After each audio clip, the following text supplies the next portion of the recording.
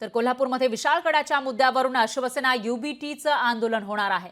Police महानिरीक्षक कार्यालयावर शिवसैनिकांकडून जोरदार घोषणाबाजी केली जाते। विशाळगडावरील परिस्थितीला सरकार जबाबदार असल्याचा आरोप आंदोलनकर्त्यांनी केलेला आहे। तर मागच्याच आठवड्यामध्ये विशाळगडावर आंदोलन झालेलं होतं आणि त्या आंदोलनादरम्यान इथं हिंसक घटना घडल्याचंही पाहायला मिळालं होतं। नासधूस मोठ्या प्रमाणामध्ये झाल्याचं दिसून आलं होतं आणि त्या पार्श्वभूमीवर आता शिवसेना युबीटी आक्रमक झालेली आहे। तर विशाळगडाच्या मुद्द्यावरून शिवसेना युबीटीने आंदोलन केलंय आणि पोलीस महानिरीक्षक कार्यालयावर शिवसैनिकांनी जोरदार घोषणाबाजी केली। विशाळगडावरील परिस्थितीला सरकार जबाबदार असल्याचा आरोपही आंदोलनकर्त्यांनी केलाय।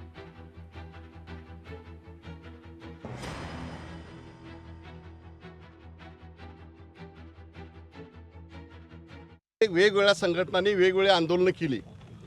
त्यावेळेला सर्व लोकांना मलकापूर, शाहूवाडी, कोल्हापूर, वाघबीळ या ठिकाणी अटक करण्यात आलं आणि ज्या वेळेला पोलीस प्रशासन आज 162 163 सायबरचं कलम जाहीर करतं आणि त्यावेळेला सायबरवर गेली 4 दिवस संपूर्ण महाराष्ट्रामध्ये या विशाळगडच्या अतिक्रमण संदर्भामध्ये बातम्या फिरत होत्या।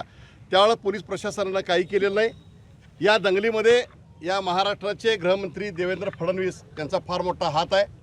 यांनी हे घडवून केलेलं आहे आणि याला कोल्हापूरचे कलेक्टर, कोल्हापूरचे जिल्हा पोलीस प्रमुख यांनी साथ दिलेली आहे। कोल्हापुरामध्ये छत्रपती शाहू महाराजांच्या गावामध्ये हे आम्ही कदापि सहन करणार नाही आहे। शिवसेनेचा पूर्णपणे विरोध आहे, एमआयएमच्या येणाऱ्या लोकांना पूर्ण विरोध आहे।